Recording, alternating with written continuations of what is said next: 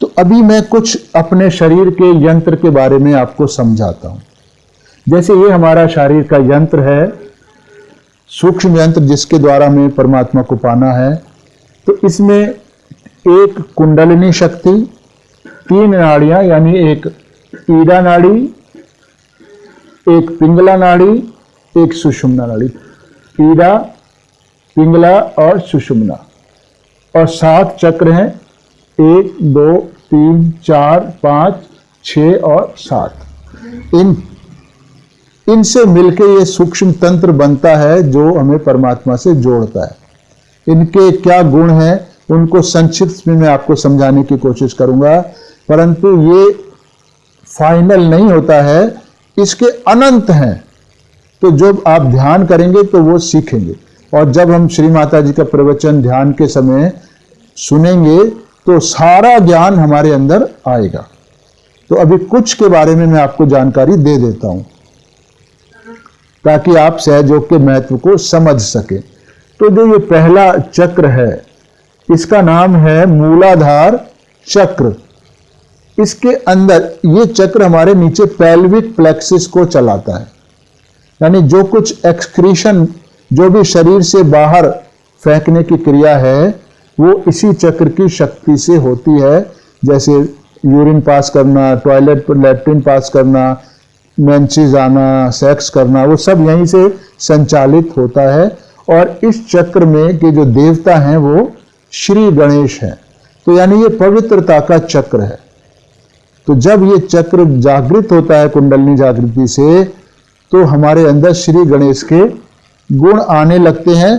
और श्री गणेश का सबसे बड़ा गुण है कि वो ऑस्पिशियस है, शुभ है।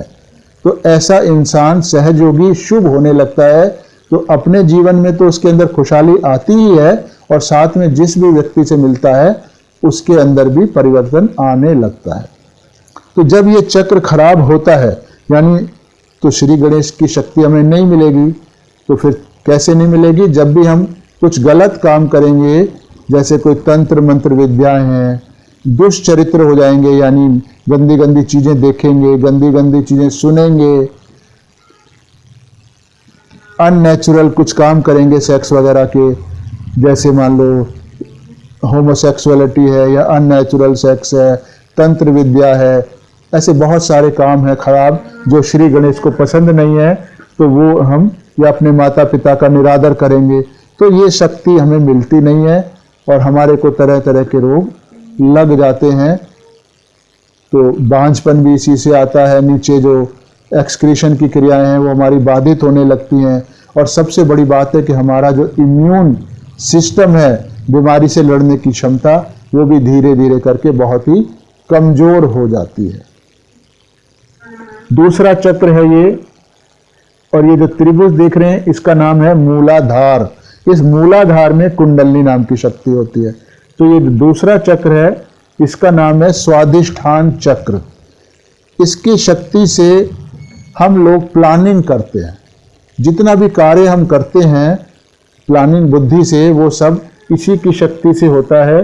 तो इसके 2 काम हैं, एक तो ये बुद्धि से प्लानिंग करना, और दूसरा काम ये है कि जब हम प्लानिंग करते हैं तो हमारा ब्रेन शक्ति खर्च करता है। तो वो जो ये भव सागर है या जो फैट सेल्स हैं उनको कन्वर्ट करता है, हमारे ब्रेन सेल के लायक बनाता है, और वो ब्रेन सेल धीरे धीरे ऊपर चढ़ते हुए हमारे ब्रेन में पहुंचकर ब्रेन की शक्ति को, ब्रेन को रीजनरेट करते रहते हैं, उनको खराब नहीं होने देते हैं। तो आज के ज़माने में ये चक्र का इस्तेमाल हम सबसे ज़्यादा करते हैं। जब भी हम कोई कार्य करेंगे तो यही शक्ति का इस्तेमाल होगा। तो इसलिए हमारे शरीर में गर्मी बढ़ती है, जिसके कारण हमारे अंदर ब्लड प्रेशर और डायबिटीज़ नाम की भयानक बीमारियां जन्म लेती हैं। ऐसे तो बहुत सारी बीमारियां जन्म लेती हैं, पर अभी मैं बहुत शॉर्ट में आपको समझा रहा हूँ। और इस चक्र के जो देवता हैं वो ब्रह्मा जी और सरस्वती हैं। और जब इसकी शक्ति आती है तो हम अच्छे रचनाकार हो जाते हैं, यानी तरह तरह की रचनाएं, क्रिएटिव आइडियाज हमारे अंदर आने लगते हैं। तीसरा ये चक्र है, इसको नाभि चक्र या मणिपुर चक्र कहते हैं हम लोग। और इसके अंदर श्री विष्णु जी और उनकी शक्ति लक्ष्मी जी का निवास है। यहीं पर 108 किस्म की लक्ष्मियां विराजमान हैं। तो जब ये चक्र जागृत होता है तो हमारे अंदर संतोष आने लगता है। जो भी चीज हमारे पास है हम उसका आनंद लेने लगते हैं। और क्योंकि लक्ष्मी जी धन और ऐश्वर्य की देवी हैं, तो जो हमारी सांसारिक आवश्यकताएं हैं तो वो सब हमें परमात्मा प्रदान करने लगते हैं, यानी हम बहुत ही सुखपूर्ण जीवन जीने लगते हैं। और यही क्योंकि लक्ष्मी है, इसमें एक लक्ष्मी गृह लक्ष्मी होती है, तो जो हमारा घरेलू झगड़े हैं, मन मुटाव है, जब इस चक्र के जागने से वो भी धीरे धीरे कम होकर परिवार में एक प्रेम का वातावरण आ जाता है। और आजकल के ज़माने में तो इसकी खराबी से जो सबसे बड़ा रोग आता है वो है एलर्जी। तरह तरह की एलर्जी आजकल लोगों को हो रही है। वो इसीलिए हो रही है क्योंकि हमने ये अपना लक्ष्मी तत्व या मणिपुर चक्र खराब कर लिया है। तो उसके बाद अगर हम इस बड़े घेरे को देखें तो इसका नाम है भव सागर। और इस चक्र में जो देव गुरु आए हैं, 10 गुरु सदगुरु आए हैं, उनकी शक्ति इसी में होती है। और जब हम, यानी ये हमारे ज्ञान का स्थान है, तो जब ये सदगुरु जागेंगे हमारे अंदर तो हमें परमात्मा से संबंधित ज्ञान आने लगता है, शरीर पे अनुभव आने लगता है। और अगर हम किसी ऐसे गुरु को बनाते हैं, अपना गुरु मान लेते हैं जो हमें परमात्मा से नहीं मिलाता, तब ये सदगुरु हमारे को छोड़ देते हैं, तो हमें तरह तरह की बीमारियां और सबसे बड़ी बीमारी कैंसर तक होती है। तो ज़्यादातर लोग जो कैंसर से पीड़ित होते हैं उसमें किसी न किसी तरीके से ये गुरु की समस्या होती है। फिर ये चौथा चक्र बहुत इंपॉर्टेंट, जो स्टर्नम बोन, जो छाती के बीच की हड्डी है, उस हड्डी में ये चक्र है जिसका नाम है हृदय चक्र। और यहाँ माँ जगदम्बा विराजमान है। तो माँ जगदम्बा ने अपने भक्तों की रक्षा की थी, उनको निर्भयता प्रदान करी थी। तो इसी तरह जब ये जगदम्बा शक्ति जागती है तो हम निडर हो जाते हैं, और खालिस निडर ही नहीं होते हैं, हम वास्तव में सुरक्षित हो जाते हैं, क्योंकि माँ जगदम्बा 24 घंटे फिर हमारी रक्षा करती है, बीमारियां भी कम होने लगती हैं। उसी चक्र का बायां हिस्सा जो है, ये जिसको हृदय कहते हैं, इसमें आत्मा का स्थान है, और यही शिव और पार्वती का भी स्थान है। उन्हीं की शक्ति से हमारा दिल धड़कता रहता है। एक और इसका राइट वाला हिस्सा है, तो ये श्री राम और सीता जी का स्थान है। तो इनकी शक्ति जब जागती है हमारे अंदर तो हम श्री राम के समान मर्यादित होने लगते हैं, क्या कि किस समय कौन सा आचरण करना है वो सब हमारे अंदर स्वतः ही आने लगता है। लेकिन अगर हम किसी कारण से इस चक्र को खराब कर लेते हैं, जो अभी बहुत सारे कारण हम नहीं बता सकते, बहुत लंबा वीडियो हो जाता है, वो जब आप हमारे ध्यान केंद्र पे सीखेंगे और श्री माता जी के वीडियो से सीखेंगे। तो ये चक्र की खराबी से हमारे जो फेफड़ों की समस्या है, खास तौर से सांस लेने की समस्या है, वो आने लगती है। तो हमको ब्रोंकाइटिस, अस्थमा जैसे रोग हो जाते हैं। और पांचवा चक्र है ये सर्वाइकल प्लेक्सिस, यानी इसको विशुद्धि चक्र कहते हैं। यहाँ पर श्री कृष्ण और राधा जी विराट स्वरूप में मौजूद हैं, यानी उनके लिए सारा जीवन एक लीला थी, एक खेल था। तो जब ये जागृत होता है तो हम डिप्लोमेट भी हो जाते हैं, और साथ ही साथ सारी चीज़ें हमारे लिए एक लीला में हो जाती हैं। तो हम किसी चीज़ में भी लिप्त नहीं हो पाते हैं, इंडल्ज नहीं हो पाते हैं। इसी चक्र का बायां हिस्सा, इसको यहाँ पर बायां होता है, इसको हम बोलते हैं लेफ्ट विशुद्धि चक्र, बाईं विशुद्धि चक्र। और यहाँ पर श्री विष्णु माया, जो श्री कृष्ण जी की बहन थी, जो बिजली बन गई थी, उनकी शक्ति यहाँ लेफ्ट विशुद्धि में विराजमान होती है। तो उन्हीं की शक्ति से जब हमारे मुख पर तेज आता है और हम अपनी इस वाणी को सत्य को लोगों से कह पाते हैं, यानी सत्य बोलने का साहस हमारे अंदर आ जाता है। और अगर हम राइट साइड में चलें तो ये राइट विशुद्धि चक्र है। तो यहाँ श्री विट्ठल और रुक्मणी जी का स्थान है, यशोदा माँ का स्थान है, उनका माधुर्य हमारे अंदर आता है। यानी हम जो कठोरता पूर्वक कड़वा बोलते हैं, कठोर बोलते हैं, दूसरे को हर्ट करने वाला बोलते हैं, वो इसीलिए बोल पाते हैं क्योंकि उनकी शक्ति ये हमारे को मिल नहीं रही है। जब मिलने लगती है तो फिर हमारे अंदर धीरे धीरे वाणी मधुर होने लगती है। छठा चक्र है ये आज्ञा चक्र।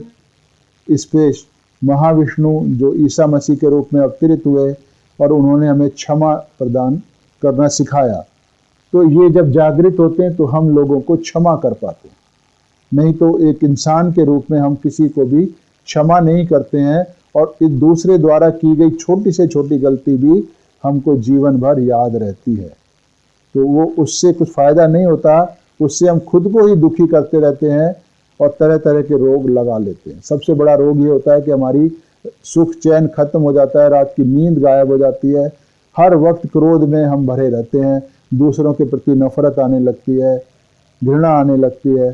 तो इसको जब कुंडलनी नीचे से ऊपर चढ़कर इस चक्र को शुद्ध करती है तो हमारे अंदर प्रेम आ जाता है, क्षमा भाव आ जाता है। जब हमने सबको क्षमा ही कर दिया तो हमारा सारा मन मुटाव मैल वगैरह निकल जाता है, तो हम सामने वालों से प्यार करने लगते हैं, तो दोस्ती होना शुरू हो जाती है। उसी तरह इधर एक तरफ महावीर जी हैं, एक तरफ भगवान बुद्ध हैं, दोनों साइड में, तो वो भी हमें इन नाड़ियों के अंदर भटकने से रोकते हैं। उन्होंने हमें अहिंसा सिखाई है, तो इसलिए किसी भी प्रकार की हिंसा ठीक नहीं होती, वो हमारे लिए हितकारी नहीं होती है। और ख़ास तौर से इंसानों के प्रति की गई हिंसा तो हमारे लिए बहुत ही खराब होती है। और सातवां चक्र है ये सहस्त्रार चक्र। इस चक्र पर स्वयं आदि शक्ति श्री माता जी निर्मला देवी अवतरित हुई हैं। कहा जाता है कि सहस्त्रारे महामाय, यानी सहस्त्रार चक्र पर स्थित जो देवी हैं वो महामाया के रूप में है, यानी उनको कोई भी पहचान नहीं सकता। यहाँ तक कि त्रिदेव ब्रह्मा विष्णु महेश भी उनको नहीं पहचान पाएंगे अगर वो स्वयं अपनी पहचान दूसरों को ना देना चाहें तो इसलिए जब ये कुंडलनी जागती है तो हम सत्य को जानना शुरू करते हैं, वो भी अपने हथेलियों पर। तो इसी तरह जब मैं बार बार कह रहा हूँ कि परमात्मा ने अवतरण लिया, तो श्री माता जी देवी का अवतरण है, आदि शक्ति हैं, तो ये सत्य आपको महसूस नहीं हो रहा है अभी। हमें भी महसूस तभी हुआ जब हमारी कुंडलनी जाग गई, तो आपके को भी ये महसूस होने लगेगा, सबूत के द्वारा ये पता लगने लगेगा कि श्री माता जी निर्मला देवी ही इस युग में परमात्मा का अवतरण है। वो संपूर्ण आदि शक्ति संपूर्ण देवी देवताओं के साथ इस पृथ्वी पे अवतरित हुई है ताकि हमको मोक्ष दिया जा सके। तो ये 7 चक्रों की बात हमने करी है, कुंडलनी की बात करी है। अब एक नाड़ी, ये लेफ्ट नाड़ी जिसका नाम ईरा नाड़ी है, जो नीचे से शुरू होकर और बाएं मस्तिष्क के दाहिने भाग में आ जाती है। ये हमारे अंदर इच्छाएं पैदा करती रहती है, तरह तरह की जितनी भी इच्छाएं हमारे मन में आती हैं वो इसी ईरा नाड़ी की शक्ति से आती है। तो जितना हम इस्तेमाल करेंगे उतना ही ऊपर हमारा ब्रेन का गुब्बारा फूलेगा, और जितना इस नाड़ी की शक्ति को इस्तेमाल करेंगे, यानी जितनी भी हम खराब इच्छाएं करते चले जाएंगे, तो इस नाड़ी की शक्ति धीरे धीरे कम होने लग जाएगी और हमारे अंदर सुस्ती, आलस, दुख, रोना धोना ये सब जीवन में आने लगता है। और जब नाड़ी की शक्ति बिल्कुल ही खत्म हो जाती है, बहुत ही कमज़ोर पड़ जाती है, तो ऐसे इंसान के अंदर जीने की इच्छा भी खत्म हो जाती है और वो 24 घंटे यही चाहता है कि मैं किसी तरह से मर जाऊं और आत्महत्या करने का ही प्रयास करने लगता है। यानी डिप्रेशन आज का बहुत ही जो सामान्य और कॉमन रोग हो गया है, वो इसी नाड़ी की शक्ति से की खराबी में आने के कारण होता है। और इस नाड़ी को चलाने वाली जो देवी हैं वो श्री महाकाली और भैरव बाबा है। और ये चंद्र नाड़ी भी कहलाई जाती है क्योंकि इसका संबंध चंद्रमा से है। तो एक और नाड़ी जो हमने बताई है पिंगला नाड़ी, तो ये हमारे शरीर में कार्य करने की शक्ति देती है, मन से भी और बुद्धि से भी और शरीर से भी।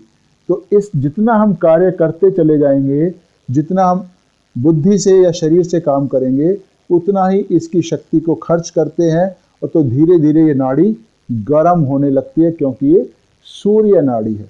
और जितनी गर्म होती चली जाएगी, इसकी शक्ति खत्म होती चली जाएगी, तो ऐसे व्यक्ति का सबसे पहले लिवर खराब होने लगता है, उसको खाना पीना अच्छा नहीं लगता, गुस्सा 24 घंटे भरा रहता है उसके अंदर, चिड़चिड़ापन रहता है, हर काम वो भविष्य के जोड़ कर देखता है कि अभी मेरे को ये करना है, अभी वो करूँगा, अभी ये प्लानिंग, अभी वो प्लानिंग, हर वक्त भाग दौड़ में लगा रहता है। ऐसा इंसान बहुत ही एग्रेसिव होता है, आक्रामककारी होता है, वो किसी भी क्षण अपने जीवन का आनंद ले ही नहीं पाता और सब पे ही अटैक करता रहता है। तो ऐसी खराबी से हमारे अंदर क्या रोग उत्पन्न होते हैं?